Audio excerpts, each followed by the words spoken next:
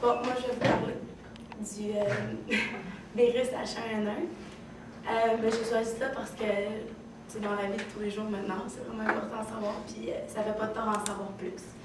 Fait que je vais faire différents sujets.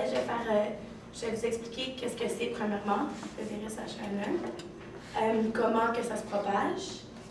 Je vais vous dire comment la prévenir, les traitements, puis aussi vous parler de la vaccination. Donc,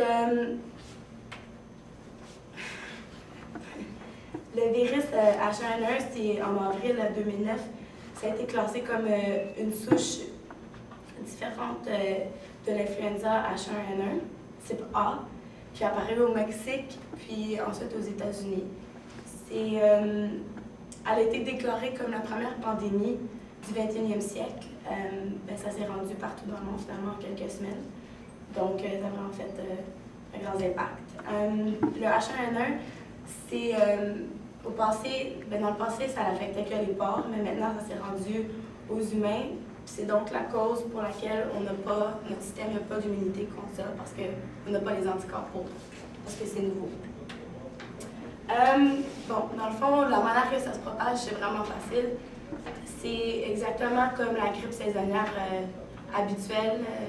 Si tu es en contact avec quelqu'un qui l'a, puis qui éternue devant toi ou qui tousse, dans le fond, si le microbe se rend sur toi, dans ta gorge, dans tes yeux, ton nez, tu vas être infecté. Mais aussi, si tu touches comme des surfaces qui ont été infectées déjà par les microbes et que tu vas proche de ton visage, tu vas l'attraper, probablement.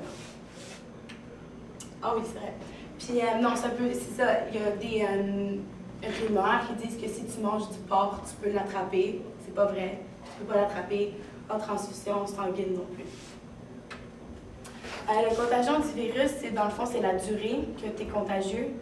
Il n'y a pas exactement de période de temps encore, mais les chercheurs disent qu'une journée avant, les symptômes apparaissent, puis 7 jours après, tu es contagieux.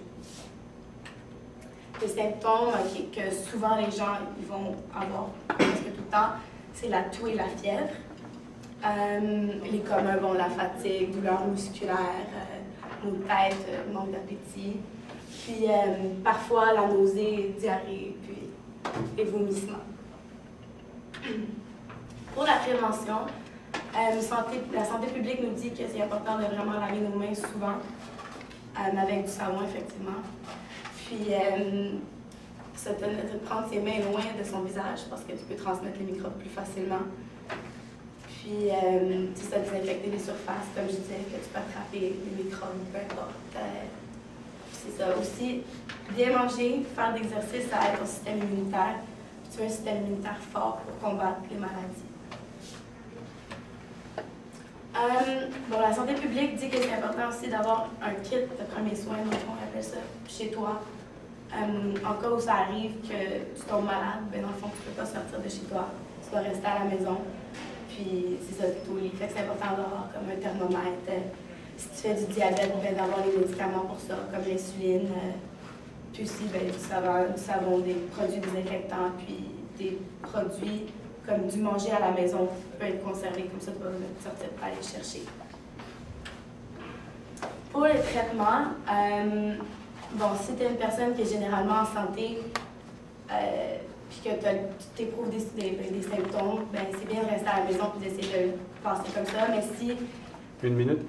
OK, si les symptômes arrivent trop direct, il faut savoir consulter pour qu'il te donne des médicaments, dans le fond, ton médecin.